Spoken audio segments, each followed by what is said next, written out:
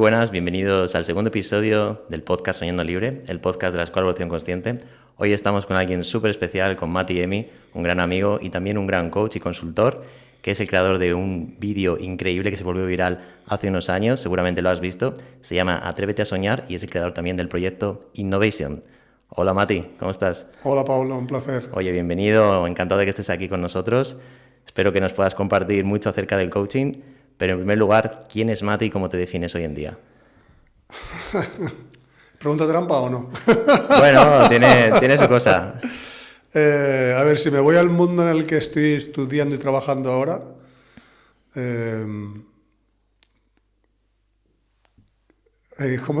me paro y me hace gracia porque vengo escuchando a Stanislav Grof ahora mismo en el coche. ¿En serio? Qué bueno. Hablando de conciencia, de unidad, y pues soy lo mismo que tú, somos esencia, somos conciencia. A nivel práctico del día a día y popular, pues me suelo definir como un empresario hoy en día, antes consultor, que hace coaching. Nunca me he considerado un coach, aunque hace tiempo que lo digo porque es lo que de alguna manera el mercado me reconoce. Sabes que en LinkedIn te ponen como categorías y cosas que te validan. Y la que más me pone puntuación es coach. Y yo siempre digo, ¿pero quién puntúa esto? Si no digo yo que soy coach como profesional, aunque uso el coaching como herramienta, y al final dije, venga, vale, pues soy coach. Entonces también acepto el rol de coach y hago mucho coaching y me encanta. Lo que pasa es que lo que yo hago no es un coaching puro de libro. Yo solo pregunto y ya está, sino que me encanta la parte de mezclar herramientas, ¿no? Y eso sería la parte profesional, consultor, coach, mentor. Antes de eso, pareja de mar, con la que llevo desde el año 84. Casi 40 años ya va a hacer este año que viene. No está nada mal. Luego te preguntaré cómo es ser coach cuando estás casado y demás. Con alguien que además es coach también. También es coach, también trabaja como coach. Dinamita.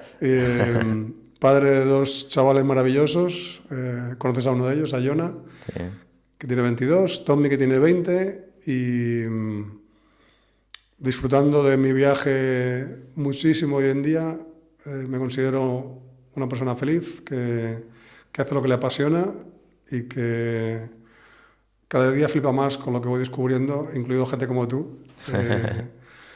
Y sintiendo que siempre estoy de ida y nunca de... Hay gente que te dice eso de cada vez me falta menos para llegar a... Digo, aquí no hay ningún sitio al que llegas, porque como bien decías en nuestro vídeo, vamos de la zona de confort y siempre se está expandiendo y por tanto no hay un sitio de llegada. Estás siempre de ida y me considero un aprendiz de la vida. ¿Tú eres coach de nacimiento o cuándo descubres el coaching? Es decir, ¿cómo llegas a esto? Porque entiendo que tuvo que pasar algo en tu vida para que tuvieras que replantearte ciertas cosas y te metieras en una rama que tiene que ver en principio más con el desarrollo personal. Luego también te preguntaré por lo que estabas comentando de somos esencia, crecimiento espiritual, pero ¿cómo llegas tú al coaching? Pues siempre digo, otro día me preguntaba a alguien, ¿no? ¿Y cómo te quedas estos temas? Digo, por mi padre. No porque me ayudase junto con mi madre a traerme al mundo, pero él era marino y cuando era jovencito vivía en el norte de Finlandia, enfrente de una serrería, veía los barcos que venían por la madera.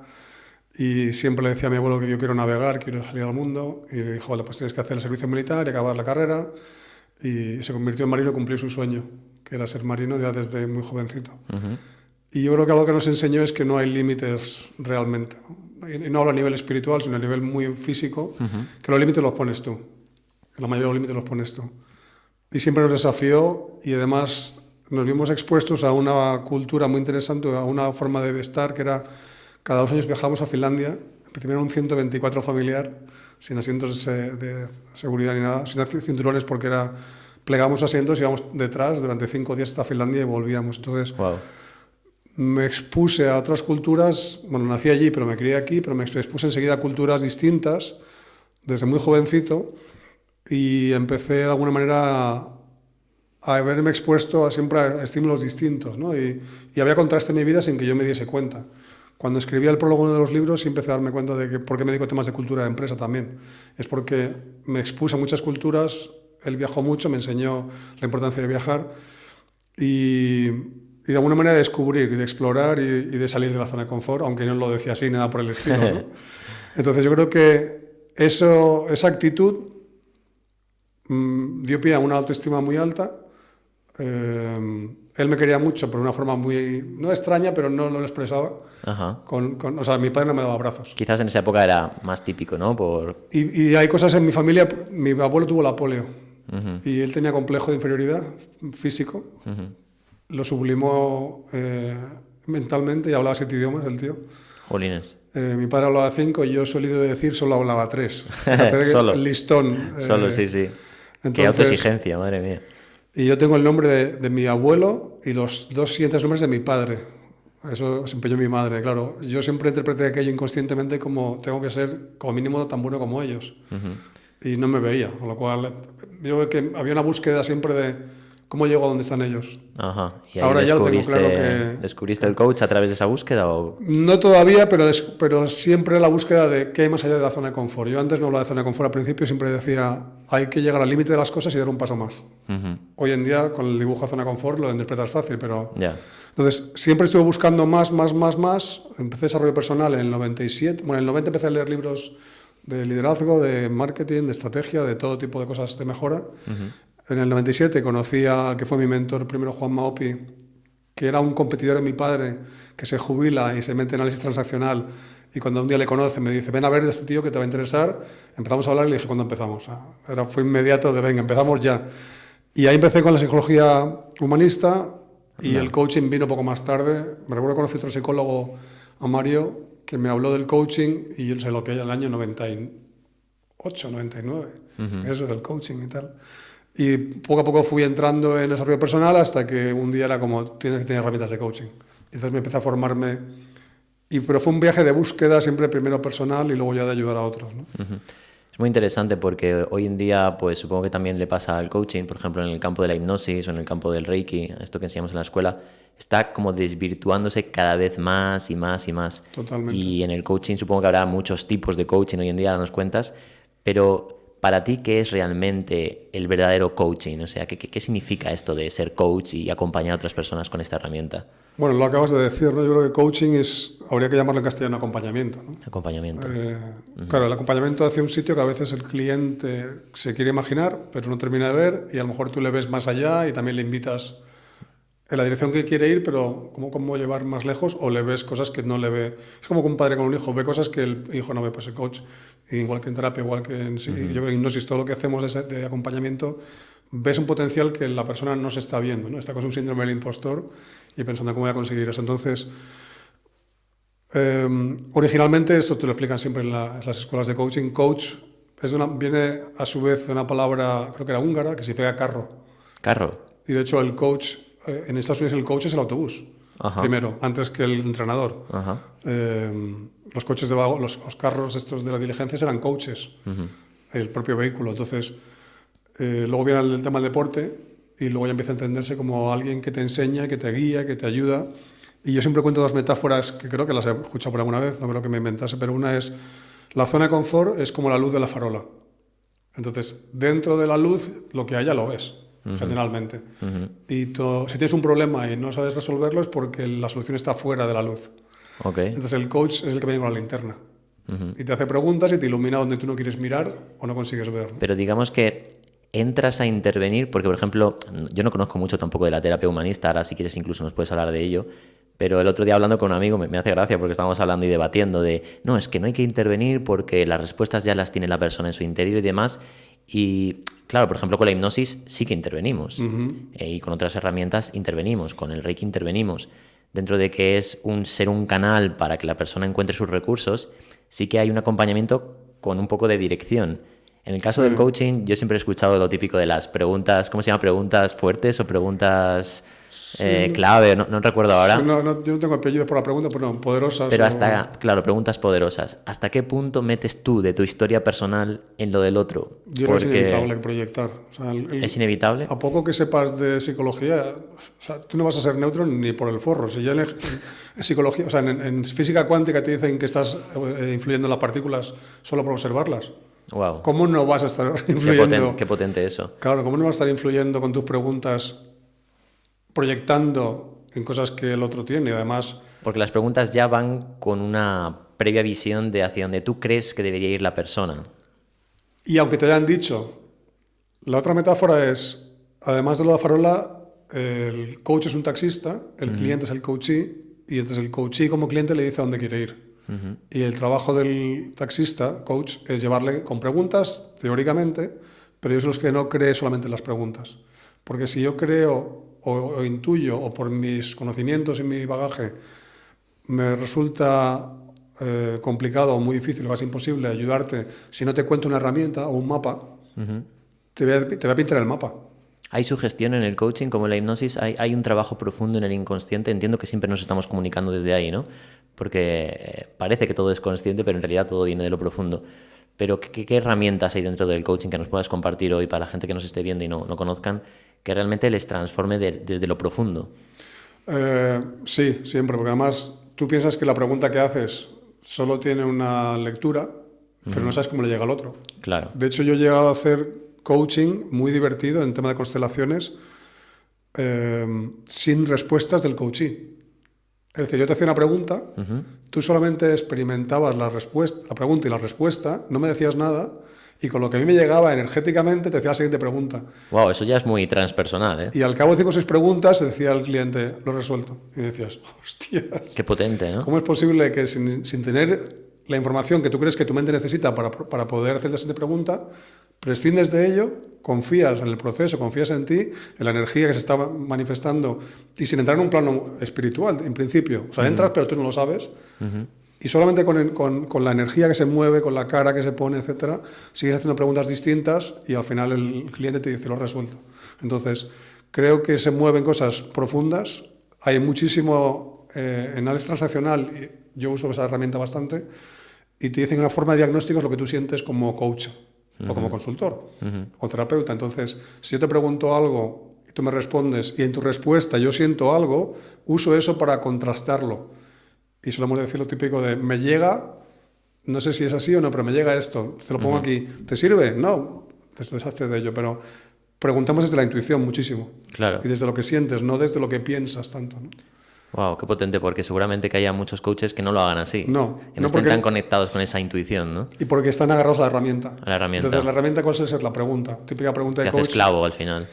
Sí, porque te limita. Y también es cierto que cuando más tiempo llevas, más fluyes, y cuanto menos, más te agarras a la... Yo siempre lo digo, y al principio es Forrest Gump. Vas con los hierros y son muletas, porque es lo que necesitas y no tienes otra cosa. Cuando ya te confías más, fluyes, pues como la entrevista, dices, yo no me he preparado nada, tú pregúntame, y tú coges lo que yo te digo y desde ahí preguntas, y esto fluye porque confiamos los dos, cada uno en nosotros mismos y la relación. Pero al principio no confías, tienes miedo a fallar. ¿Y qué es lo que haces? Pues vas muy ortopédico, ¿no? ¿Y te ha pasado que alguna vez, supongo que muchas veces, ¿no?, que el cliente esté totalmente bloqueado e incluso con tus herramientas de acompañamiento no sepa qué hacer? En ese momento, ¿qué haces? ¿Derivas? ¿Te rindes? ¿Le das un tiempo? Porque a veces parece como que si le das un tiempo del inconsciente sale lo que tiene que salir, porque a veces es como que queremos ayudar tanto, ¿no? Que no sale ahí, no, te tengo que ayudar y tengo que resolver esto contigo. ¿Cómo es ese proceso de rendición ante la situación de tu cliente? No, te cuento un extremo primero. Venga. Un cliente en Alemania que me dijo, no me fío de que este coaching es confidencial, no sé si vas a contárselo a mi jefe, y me da igual que me digas que no quiero hacer coaching. Le dije, está bien. Y ese es el caso más extremo que me he encontrado y flipé en colores. ¿Por qué? ¿Qué pasó? Porque la persona no se quiso abrir. Y dije, vale, pues ¿qué quieres que hagamos? Me parece fenomenal, ¿no? Yo antes lo llamaba rendición. Hoy en día te lo compro, lo uso de vez en cuando, si mi interlocutor entiende el término, y si no, simplemente digo aceptación. Pero incondicional y absoluta. Y es decir, está bien, sin juicios en tu mente de, joder, ¿por qué no quiere este tío? No se fía de mí, que he hecho mal. No, acepto que esa persona, por lo que sea, por sus miedos, porque se siente está defendida, como decimos habitualmente, etcétera, no quiere trabajar y está bien. Y eso es que trabajamos en el concepto del yo estoy bien, tú estás bien, transaccional, que yo llamo el plus, y es aceptación incondicional de verdad, mía y tuya.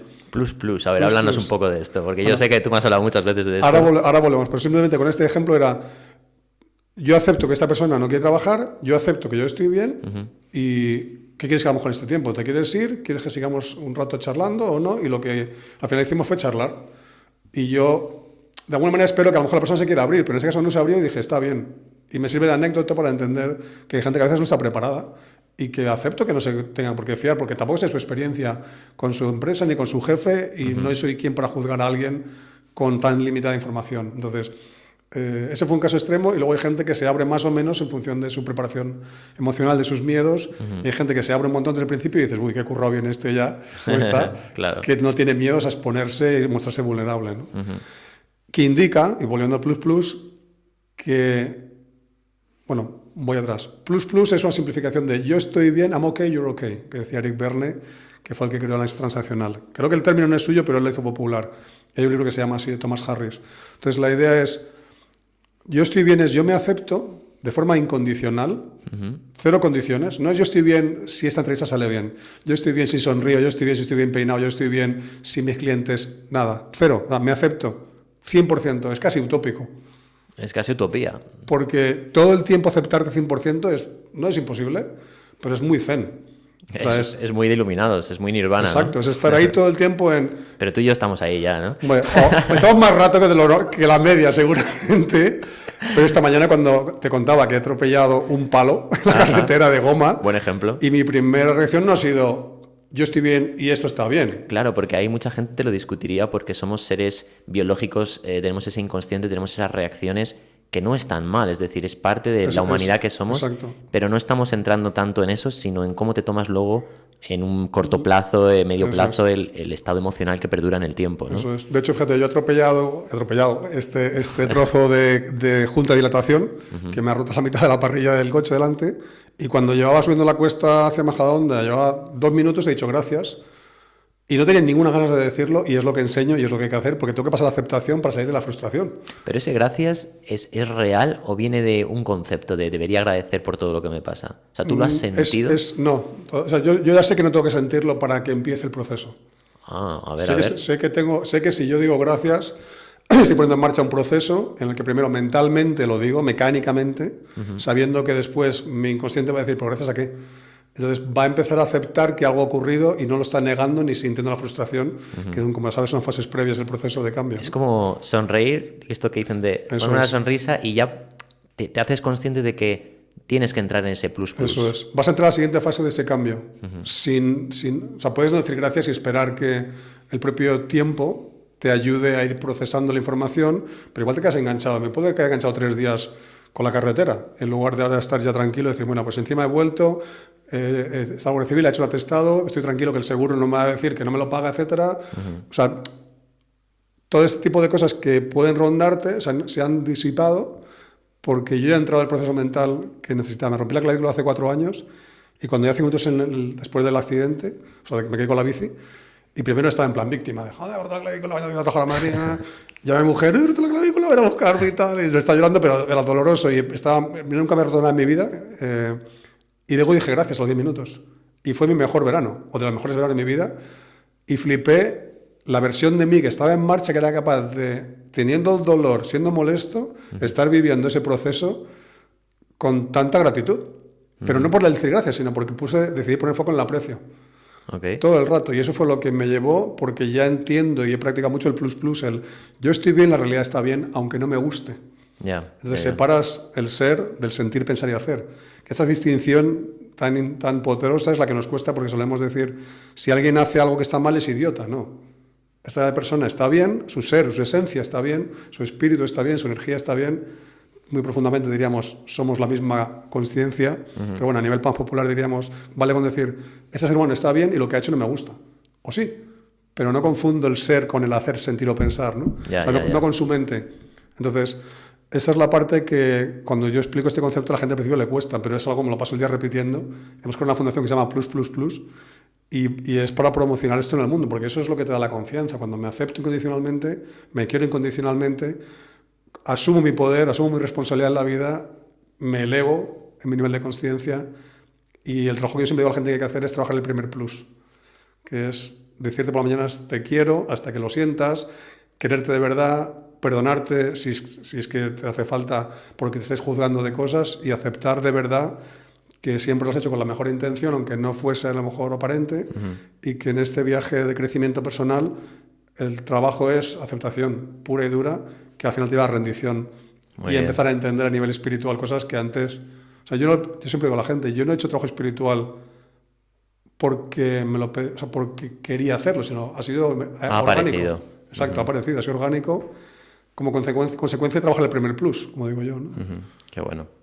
Bueno, Mati, pues está siendo muy, muy bonito todo lo que estás compartiendo porque seguramente va a inspirar a muchos coaches, pero a mí me interesa saber, porque yo estoy muy sumergido en el camino espiritual, así que voy a entrar ahí de lleno. Dale, dale. Claro, yo he visto que la mayoría de las personas, incluso también en el desarrollo personal, al final cuando una persona entra en este camino, por norma general, salvo que lo traigas muy de serie, en tu alma, ¿no? Te tiene que pasar algo, o sea, tiene que haber un punto de inflexión en tu vida, sufrimiento y demás. Tú empiezas con el coaching por todo lo que nos has compartido, pero llega un momento donde dices, tengo que saber más, esto es más profundo. ¿Cuándo es ese momento y qué te pasó? Cuéntanos.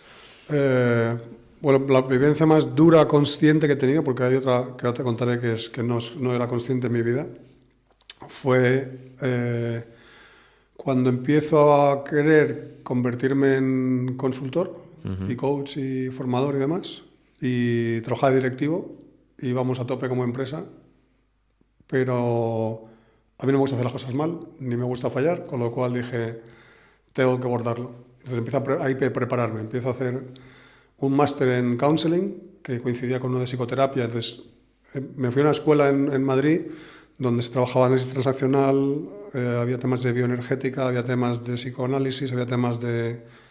no recuerdo mismo, bueno, todo muy humanista. De hecho, un máster de psicoterapia integral humanista o algo así. Y yo iba porque una parte me interesaba la parte de la T, nada más. Pero al final me dejó convencer para hacer el máster completo, que era año y medio. Y empecé a hacer ese máster, otra formación en paralelo en Holanda, un fin de semana sí, otro no, con niños pequeños, trabajando a tope, mujer cabreada conmigo, una mona, legítimamente, porque decía, ¿dónde estás todo el día? Y hay un momento en que voy a hacer supervisión a Zaragoza con un consultor y psicólogo, y me da un ataque de ansiedad de caballo, o sea, con paranoia, pensando que hay una bomba en un parking, y acabo con él en urgencias, tomándome un Lexatin. ¿Pero esa ansiedad venía por la cantidad de trabajo o por...? Yo creo que era no, toda esa carga y el hecho de que yo iba a ponerme a cambiar yo, mi personalidad, creo que mi ego trata de defenderse. Qué bueno. Yo no pongo límites a mi parte física y mi mente dice, pues te paro yo. En lugar de un infarto en mi cuerpo, yo estaba en forma y estaba deportista, pues te paro por la parte mental. Y eso me lleva a buscar un terapeuta en Madrid. Al día siguiente de llegar a Madrid, vuelto a otro ataque de ansiedad, esta vez pensando que me va a dar un infarto, acabo agarrado a un árbol en la zarzuela, a un árbol. con mi terapeuta diciendo al teléfono, es un ataque de ansiedad, no te va a dar un infarto, quítate los zapatos, quítate los calcetines, ánclate al suelo y agarra a un árbol, agarra la naturaleza.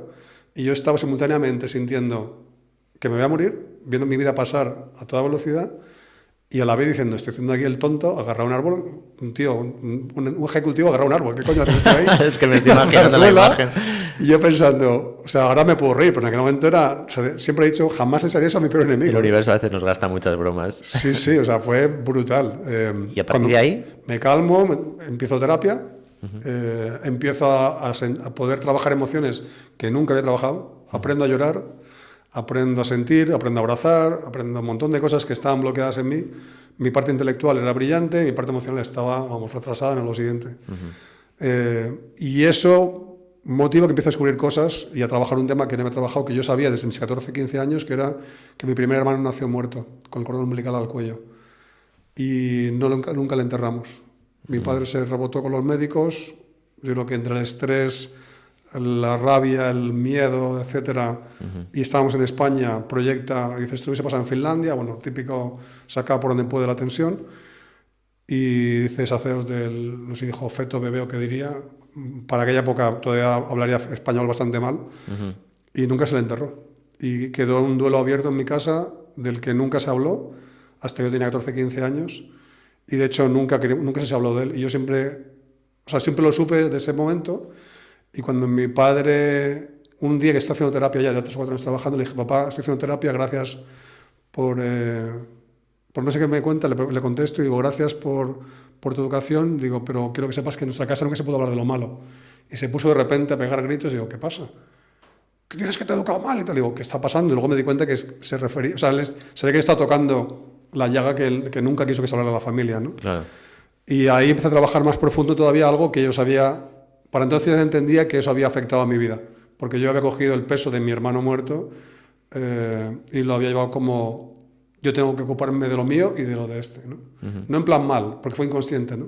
Y de hecho una tía mía me confirmó hace no mucho, dice, se notaba que habías cogido un peso sobre tus espaldas que no era tuyo.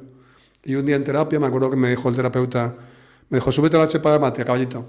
Se me sube y me dice, hostia, qué flipe, y dice, no has cambiado el rictus. Y no era en plan sano, sino estás tan acostumbrado a coger carga que no es tuya y a tirar para adelante y que sin que se note, que hay cosas que trabajar, lógicamente. Entonces, ese es mi trabajo a nivel inconsciente, viene de ahí, no viene de la otra parte, ¿no? Y la parte más esotérica del mundo espiritual, las energías, las deidades, las entidades, todo esto que ahora tanto se habla, ¿no? El canalizar, que parece que todos tenemos ángeles que nos acompañan.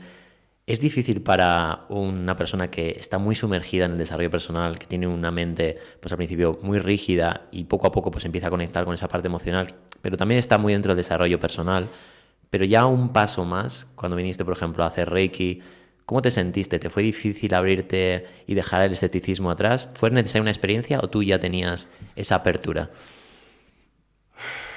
No sé decir que 50-50, ¿no? Primero quise hacer Reiki en Inglaterra, justo antes del COVID. No recordaba eso. Ya COVID y lo paran el taller y dije, pues nada, pues ya lo haré algún día. Y a la vuelta a España empiezo a buscar y te encuentro a ti y dije, uy, esto suena bien, tiene buena pinta. Y encima está aquí al lado de mi casa, con lo cual digo, todavía mejor. Y enseguida conecté con tu estilo y con tu forma y con el Reiki en general. Pero es cierto que cosas que tú contabas que eran como, hostia, te está dando Pablo.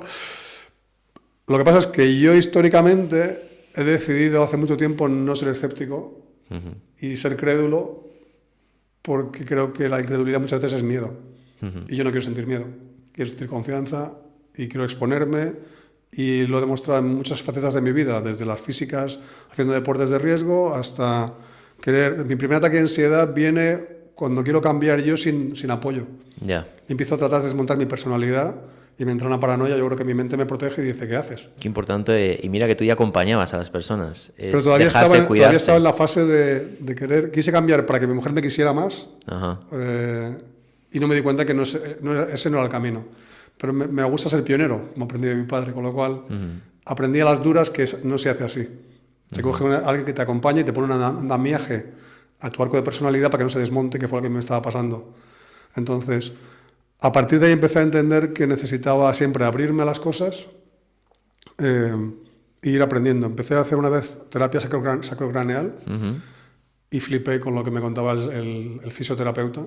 Porque te contaba cosas de ti que ni siquiera él podía saber. Me contaba dónde me dolía y él no me tocaba. Tenía sus manos en la cabeza. Sin tocar la cabeza, y me decía, te duele la ingle, o cómo leches lo sabes, no estás tocando ni siquiera la cabeza. Y empieza a contarme el tema de las mareas, el sistema linfático y tal. Y yo cada vez empiezo a creer más en todo tipo de cosas en general, ¿no? En las energías per se, vengo siempre con un enfoque muy mecánico, ingenieril, pero digo, a ver, la física cuántica explica esto, luego esto tiene que ser verdad. Qué bueno. Y desde ahí me voy abriendo, siguiendo gente como Wayne Dyer, escucho decir cosas que yo también le he visto la evolución de más psicólogo, desarrollo personal a más espiritual durante años, y es como, primero no me cuadran cosas que dice y luego digo, pues tiene que ser verdad, porque si lo dice, yo lo creo en él, soy yo el que aún no ha llegado ahí, y empiezo a entender este viaje de que va siempre, a veces por detrás, a veces por delante, según con quién estés, y lo que te toca es buscar buenos guías, ¿no? Claro, y es muy importante eso que acabas de decir, de tener una buena guía y demás. Y me parece muy curioso, ¿no?, que tú hicieras este vídeo, que ahora nos hablarás un poquito, Atrévete a soñar, este podcast se llama Soñando Libre. Quiero preguntarte qué es esto de Atrévete a soñar y si tiene que ver con la libertad, porque yo últimamente hablo mucho, ¿no?, de qué es la libertad, cómo es sentirse verdaderamente libre. ¿Qué es para ti la libertad, Mati? ¿Y por qué Atrévete a soñar? ¿Están enlazados? ¿Están conectados? Sí, en realidad sí. Yo diría que la libertad al final es, resumiendo mucho, es no tener miedo a ir hacia donde o te pide tu intuición o decides. Al final no sabemos muy bien muchas veces cuándo estamos diciendo, cuándo estamos simplemente siguiendo nuestro propósito en la vida. Pero al final es no dejar de hacer cosas por miedo o porque tu personalidad te dice que eso no está bien o por valores que has aprendido o por normas o reglas que son de otros. Y es reconectar contigo y empezar a seguir lo que, como se suele decir, te pide el cuerpo. Eso es la libertad, ¿no? ¿Y cómo alcanzas esa libertad? ¿Y dónde entra entonces el salir de la zona de confort, atrévete a soñar? ¿Dónde entra ese vídeo tan viral que hemos visto todos? Cuéntanos un poco cómo nace esa idea. Yo empecé a leía a Covey en el 90, me parece, 90-91, el famoso libro 7 hábitos de la gente altamente eficaz, y ella hablaba de la zona de confort. Y a mí se me queda la idea de que, bueno, pues esto existe y tal. Y no sé en qué momento, en el año 95-96, empiezo a pintar la zona de confort, no como está en el vídeo tan bonita, pero sí en 2D primero, como un círculo y otro alrededor. Zona de confort y aprendizaje, y luego zona de pánico o de no experiencia. Y empiezo a usarla con mi equipo en la ingeniería, para explicarles lo que nos pasa. Empiezo a desarrollarlo luego en plan 3D y la pongo de lado y proyecto y empiezo a pintar como hay un muro de resistencia al cambio, que luego me doy cuenta que no es cierto, y que lo que hay es miedo en lugar de resistencia. Entonces empiezo a trabajarlo cada vez más en profundidad, hasta que en el año 2010 voy a Inglaterra a un programa de emprendedores y nos hablan de que tienes que tener un embudo y tienes que tener diferentes productos en ese embudo. Y entonces veo el vídeo de Ken Robinson, un vídeo dibujado hablando de cómo la educación mata la creatividad. Y de repente conecto, pues yo quiero un vídeo como este, pero hablando de la zona de confort. Todavía no hablábamos de sueños, solamente de zona de confort. Y hablando con el ilustrador, cuando le empiezo a contar en un vídeo que tengo de media hora, yo explicando en un flipchart cómo va a ser el vídeo, y es flipante porque, claro, con la inspiración que creo el vídeo, también creo el guión del vídeo después. Es que mucha gente ha conectado con eso. Pero lo que flipas es que escuchar la voz del locutor que coincide con mi explicación previa explicando la zona de confort. Entonces, el vídeo surge como la idea de hacer una estrategia donde hay una parte gratuita y un regalo a la sociedad de esto se está limitando, si no os des cuenta de ella, id más allá porque está vuestro potencial esperando ahí fuera, ¿no? Y entonces el vídeo es una mezcla entre estrategia, regalo a la sociedad, y la respuesta es apabullante, y para mí es como la humildad y la gratitud de decir, ostras, con 5 tweets literal, no hicimos ni el sexto, aquello pilló como la pólvora y revienta las expectativas que teníamos. ¿Crees que conectó con la gente porque es lo que sueña la gente, ser libres, porque todavía estamos demasiados atrapados en el miedo? ¿Crees que fue ese el motivo? En aquella época no lo entendía, pero hoy sí lo entiendo, porque después de eso, yo era un consultor de empresa, venía al mundo de la empresa, salgo de ingeniería, me dedico a trabajar con empresas, y se me ocurre el vídeo con la expectativa de hagamos un regalo a la sociedad y ojalá en el cedazo, cuando filtramos a la gente que lo ve, queda algún directivo que nos compre. Jamás me imagino trabajar con gente a nivel individual, ni trabajar el tema de los sueños con la gente. Yo trabajaba los míos de forma inconsciente, ¿no? Y a raíz del éxito del vídeo, Planeta nos pide escribir el libro. Entonces, la metodología que tenía medio elaborada, termino de elaborarla. ¿Cómo se llama el libro? Para que la gente... Literal, te atreves a soñar. Te atreves a soñar igual también. Que el vídeo. Y hay una metodología de 8 pasos que permite a la gente entender el viaje. Y el primer paso es el quién. Y el quién eres tú. Es cuánto te conoces, cuánto crees en ti, cuánta autoestima tienes, cuánta confianza tienes. Y entonces, a raíz de eso, sacamos productos para que la gente cumpla sueños y no terminen de funcionar. Funcionan con la gente que los compra, pero la gente no termina de comprar. Entonces me doy cuenta que el problema es que la gente no está todavía en el nivel de autoestima y confianza para ponerse a cumplir sueños, porque es demasiado avanzado. O sea, cuando alguien te dice, voy a cumplir mi sueño de toda la vida, notas que hay un trabajo emocional potente.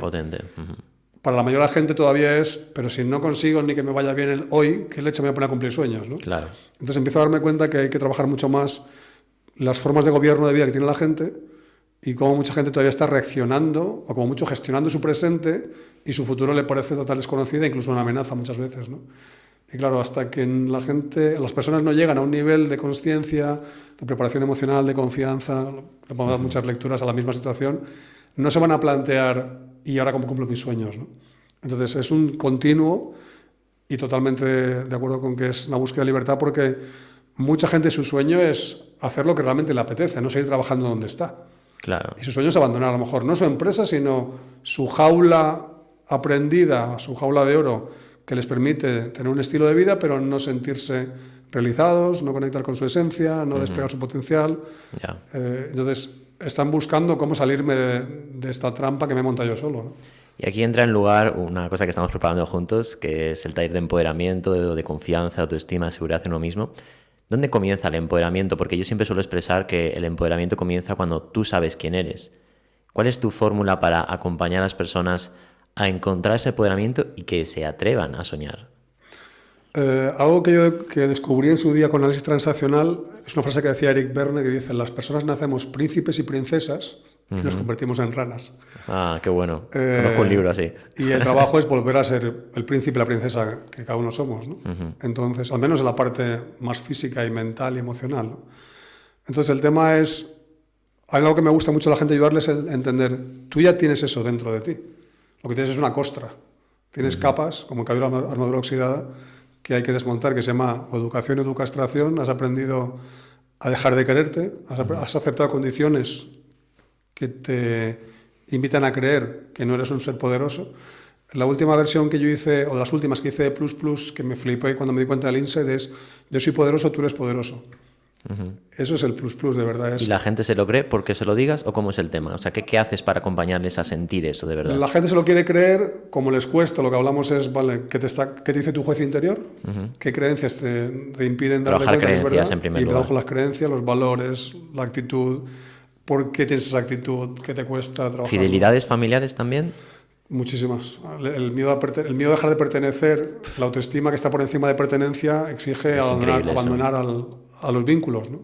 Al menos abandonarlos emocionalmente, no físicamente, pero... Claro, claro. Porque esos son bloqueos que cuestan mucho y también según qué tipo de personalidad tenga la gente, les cuesta más unos u otros, ¿no? ¿Tú eres libre, Mati? ¿Has alcanzado ese nivel de libertad donde...? Yo tengo mi grado de libertad. No creo que... Creo que vuelve a ser utópica. Creo que te sientes libre por momentos. Cuando estás meditando, cuando te das cuenta, conectas con la consciencia y es como, wow, si es que soy un ser completo y no me falta nada, y ahí es libertad total.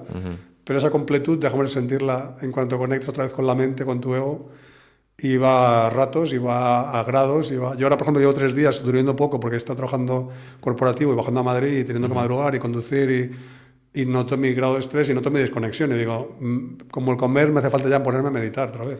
Oye, y cuando tú vas a una empresa y vas a acompañar allí con tus servicios de consultoría, de coaching, y les dices terminologías de vibración, resonancia, meditación, la gente se queda como, este tío está fatal, ¿cómo han contratado a este hombre? O realmente dicen, bueno, vamos a ver qué nos quiere contar, ¿cómo es el tema? Hay una mezcla. ¿Cómo está ahora la situación en el mundo de las Hay empresas? un mix total. Porque claro, yo una vez fui a hacer hipnosis para dejar de fumar en una gran empresa y se quedaron, ¿qué está haciendo este chico? ¿No? Y luego el resultado es muy bueno, pero ¿tienen que ver primero el resultado o de verdad se abren? Normalmente lo que vas a encontrar es un líder pionero. Por eso hicimos el vídeo. Buscamos el tipo de persona que quiere buscar lo nuevo, lo último, lo diferente, lo distinto y no le da miedo fallar y equivocarse y aprender. Entonces, ese es el que nos contrata siempre. Claro, no todos los que van a esa sesión o están en ese proyecto están así. Con lo cual hay gente que directamente no te lo dice, pero te pone la cruz y ahí luego se van abriendo. Hay gente que no termina abriéndose y cada uno está en su proceso y elige abrirse o no. Pero la gente suele comprar bastante rápido. Yo recuerdo cuando empezaba a visitar, en 2006 me decían, ¿por qué eres ingeniero y directivo o exdirectivo? Si no te saco aquí a patadas. Es demasiado friki, ¿no? Bueno, Mati, yo estoy ahora muy sumergido en el soñar escribir un libro. Cuéntanos un poco cómo fue el proceso de convertirte en autor y cuáles son tus libros. Y a ver si me puedes hacer aquí un poco de coaching porque veo que me estoy saboteando y lo estoy delegando y estoy un poco en plan, bueno, ya más adelante, ya tendré tiempo, ya en verano, y luego pasa un verano y no lo escribo y me meto en otras cosas. Cuéntanos, ¿tú encontraste resistencias a la hora de escribir un libro, a la hora de exponer tus ideas, a la hora de que a lo mejor las personas pensaran que esto eran conceptos que ya existían y tú estabas desmitificándolos o lo que sea? Yo creo que hay muchas formas de llegar a convertirte en autor, ¿no? Hay gente que se lo pide al cuerpo, yo creo que soy una de ellas, aunque nunca me di cuenta. Me encantaba hacer redacciones de pequeño, pero redacciones de media página, no más. Pero un día me di cuenta que me apasionaba escribir, hasta procedimientos de empresa. O sea, me daba igual si escribía un procedimiento o escribía algo técnico, y en ese sentido puede ser una ventaja que te gusta escribir. Hay gente que le gusta más hablar o pintar, o que pueden ser otras formas de empezar a crearlo, ¿sí? Y de crear el libro también, ¿no? Claro. Que a lo mejor puedes contárselo a alguien y alguien que te lee, ¿no? Entonces, en ese sentido, nunca he sentido bloqueos de escribir. Sí me ha preocupado históricamente, al principio, síndrome de impostor, si lo que estaba contando iba a ser algo que tendría sentido o no. Pero creo que venía con suficiente autoestima como para decir, mira, me da igual. Si yo escribo para mí, en realidad, porque me apasiona. Entonces, qué me bueno, gusta. eso es importante. Y creo que es lo honesto. Creo que tienes que estar a gusto con lo que haces y no tener la expectativa de que le guste a los demás. Porque creo que ahí empezamos a distorsionar y a cambiar nuestra expresión, ¿no? Es como Claro, cuando... al final todos estamos indefensos en la mente de los demás, ¿no? Y no solamente eso, sino que si empiezas a querer ser quien es el otro, el primer plus no aparece. Qué bueno. Porque entonces estoy bien, Lo sí. tienes muy instaurado por lo que veo. El plus, Ya plus. muchos años trabajando. Entonces, si me salgo de aceptarme y de aceptar que lo que hago lo hago con cariño y que está bien si vendo 1 o 1.000.000, que da igual porque no tengo apego al resultado, que yo luego aprendí a pensar así, pero al principio no sabía decirlo, simplemente era... Lo importante es hacer lo que te pide el cuerpo, ¿no? Entonces, empezar a escribir en su día era algo que siempre quise hacer. Y empecé a escribir, el primer libro que empecé a escribir es el tercero que he publicado. Porque empecé a escribirlo y me di cuenta que era un libro para gran público, yo quería hacer un libro para empresa. Ajá. Así que lo escribí, el manuscrito, lo presenté a 3 amigos, me dieron un feedback que no me gustó y lo paré. ¿Y cómo se llama? Ahora se llama La alquimia de la creatividad. La alquimia de la creatividad. Y es un libro Oye, qué sobre potente ese nombre, ¿no? creatividad, rotura de paradigmas, que es muy interesante porque tiene que ver no solo en la empresa, sino en nuestra personalidad es un paradigma al final. Y tenemos que hacerla evolucionar sabiendo que no somos nosotros, sino que es un activo que creamos, ¿no? Una máscara que nos sirve. Entonces es un libro que yo escribí, que me encantó, que no se entendió y que, como además quería que fuera para la empresa, lo paré. Saqué Hacia el nuevo paradigma, que es el segundo libro. El tercero que te menciono ahora y el segundo... Bueno, es el primero que realmente saqué, Hacia el nuevo paradigma, que era de empresa, pero justo lo saqué según sacábamos el vídeo. Y Planeta no estaba muy contenta cuando sabía que íbamos a publicar nuestro propio libro a la vez que el suyo. Yo, publiqué en julio de 2013, publico Hacia un nuevo paradigma y en octubre publicamos Te atreves a soñar. Mismo año, 2 libros, mismo autor. Estratégicamente no toca, pero dije, es que me da igual la estrategia. Querías sacar hacerlo, los libros. lo sentías. Me lo pedía el cuerpo, o sea, me daba un poco igual. Nunca lo hice por el dinero y sabía además, por lo que me formaron en cómo escribir libros, que es otra tarjeta de visita. Un libro no es para ganar pasta, puedes ganarla, pero ganan los poquísimos. Y lo importante es que te sientes a gusto porque has contribuido, has dejado un legado y al final tienes un vendedor que comparte tus conocimientos y que no es un vendedor, tienes una versión de ti en un formato que mucha gente puede llegar y que a lo mejor en otro formato no te podría pagar, pero en ese formato sí, ¿no? Entonces, algo que siempre digo a la gente cuando va a escribir es deja de pensar en el libro y empieza a pensar en toda la gente que vas a beneficiar con lo que vas a hacer. O sea, conecta con el altruismo y conecta con ese regalo que haces a la humanidad y ese legado que vas a dejar y que además estás aquí para eso. Estás aquí para cumplir tu propósito y seguro que tu libro cumple con ese propósito porque ya lo manifiestas en más versiones, sobre todo en tu caso, por ejemplo, que ya es formación, que es trabajo terapéutico con la gente, es simplemente una extensión de todo eso, ¿no? Pero incluso yo a mis clientes, tengo muchos clientes que han escrito libros, porque tenía un programa que ya no vendo, pero que se dedica justamente a cómo escribir tu primer libro. Y me encanta cuando me mencionan y veo su trabajo y es como si fuese el hijo de una amiga a la que yo he ayudado a que Qué bonito es el dejar legado. Al final todos estamos haciendo esto, ¿no? Exacto. Independientemente que tengamos hijos y demás. El dejar una semilla y que a mí me pasa cuando la gente me pone un comentario en YouTube de un vídeo de que es hipnosis para dejar el alcohol. Y dice, oye, ¿qué he dejado contigo? Y digo, joder, es que es un vídeo que parece que es casi una meditación guiada porque no estoy interviniendo apenas, ¿no? Es increíble, te vibra todo, ¿no? Cuando te dicen esto. Oye, Mati, ¿y en qué estás ahora metido? ¿En qué proyectos estás? ¿En qué estás poniendo más foco para que la gente pueda buscarte? Dinos tu página web, etcétera. Cuéntanos un poco. Bueno, uno de los proyectos que me hace más ilusión es contigo, que lo has mencionado antes. Vale. Porque esas cosas que en su día dices, con esta persona conecto. En su día lo dijeron Hewlett y Packard. Y dijeron, no sabemos qué haremos juntos, pero algo haremos. Montar un HP. Estamos en ello. Nos estamos dejando llevar. No sabemos si seremos Hewlett y Packard o qué, pero saldrá algo potente. Y es este taller de empoderamiento y lo que venga detrás. Eso es por un lado y me hace mucha ilusión. En el mundo de la empresa seguimos trabajando con la gente para que saquen lo mejor de sí mismos, temas de minimizar el estrés, mejorar el autoliderazgo, aumentar su consciencia, que a su vez mejorar resultados de empresa, que es lo que nos contratan. ¿Por qué te contratan por eso? Me contratan por eso, pero para mí es el gimnasio, como digo yo, ¿no? Y luego tienen un cambio interno, ¿no? Exacto. O sea, luego trabajamos con la pareja de nuestro cliente, con sus hijos, es alucinante, porque al final... ¿Alguna empresa ha cerrado porque les habéis hecho un coaching demasiado espiritual? Cerrado no, lo que sí ha habido, y siempre lo decimos, es hay gente que se va. Y lo avisamos y lo decimos que es lo que tiene que ocurrir. Porque remueve mucho, ¿no? Lo que no tiene que estar tiene que irse. Claro, pero se van porque descubren su propósito. No tiene sentido seguir donde no puedo cumplirlo. Y siempre lo decimos a los líderes. Creo que esto lo cortaremos. No, al revés. Yo siempre digo, si eres un líder pionero, me compras la idea, porque tú tienes que tener gente que quiera estar aquí brillando. Eso es. Siendo abundante y sabiendo que cada paso que dan en la empresa también lo dan en su propia vida. Entonces, atrae gente así y deja marchar al que aquí está yendo a medio gas. Vas a pagar lo mismo, vas a sacar mucho más del que viene enchufado. Y vamos a enchufar a cada uno y a ver si tiene que seguir o no. Y eso ahí hay cambios y hay gente que se marcha. Y yo creo que es algo muy sano. Catalizamos un montón de cambios que estaban pendientes. Y lo hacemos todos, digamos, este tema, porque la gente, el ser humano que tiene Dante crece, a partir de ahí cambia lo que decide y hace. Y luego algo que me hace mucha ilusión y que es donde estoy trabajando con más energía, más ganas y es mi futuro, más no gimnasio, sino la parte empresarial es, como conoces, en nuestro mentoring, que es un programa para desarrollar tu autoliderazgo consciente. Y es lo mismo que hacemos en empresa, pero en un formato asequible para individuos, ¿no? Es un programa de desarrollo personal, incluso habrá cositas espiritual, pero no es para aprender a ser coach, sino para trabajar en ti y que desde esa sabiduría interna tú puedes lograr tus sueños, ¿no? Lograr lo que te propones, tus metas. Sí, porque ahora, por ejemplo, tenemos clientes que vamos a ofrecerles, cuando acaben 3 años de mentoring que son, y llegan a un nivel brutal de autoconocimiento y de nivel de consciencia mucho más elevado y practican ya principios y herramientas también, ¿no? espirituales y demás, eso es.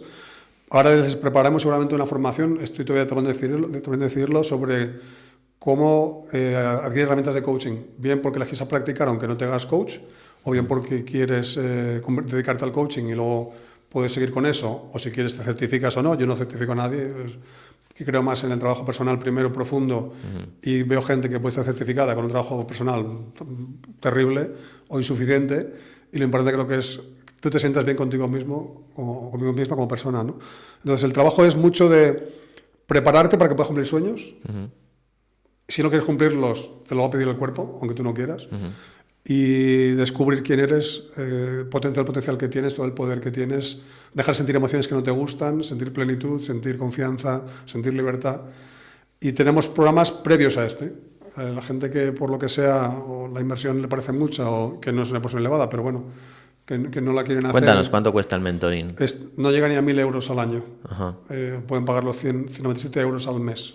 Está muy bien. Es un programa muy asequible que tiene un... De hecho, a veces pienso, cuesta poco, digo, me da igual, si lo que quiero es volumen de gente. Volumen de gente, que llegue al máximo 9 personas, ¿no? Exacto, cuanta más gente llegue, más impacto. Ahí conectamos tú y yo. Más impacto tienes. Y si vas a un precio más alto, que los tengo también, pero es trabajo 1 a 1. Claro. Pero no puedes trabajar 1 a 1 a precio bajo, porque entonces no tienes el impacto, ni tampoco tú puedes vivir la vida que realmente quieres vivir, ¿no? Entonces, tenemos ese programa, el mentoring, por encima de productos de 15.000 y 20.000 que son para 1 a 1, y por abajo también tenemos productos para la gente que todavía no está en el camino, en ese sitio para invertir ese dinero. Me encanta que hables con tanta libertad del tema económico, porque hay mucha gente como que lo esconde, como que tal, y al final es energía. ¿Cómo vives tú todo esto, la abundancia, etcétera? Exacto. A ver, es fundamental. O sea, si no entiendes que existe un principio de escasez y un principio de abundancia, y que cuando estás en escasez decides desde el miedo, la rabia, emociones de baja vibración, y justificas y defiendes tu zona de confort y no creces, y estás en abundancia, lo que dices es soy un ser pleno y hay más ahí fuera,